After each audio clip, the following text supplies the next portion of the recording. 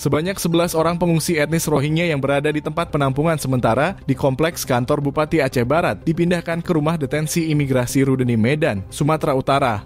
PLT Kepala Kantor Imigrasi Non-TPI Melaboh Jamaluddin mengatakan ke-11 pengungsi tersebut diduga warga negara Bangladesh berdasarkan hasil pemeriksaan UNHCR.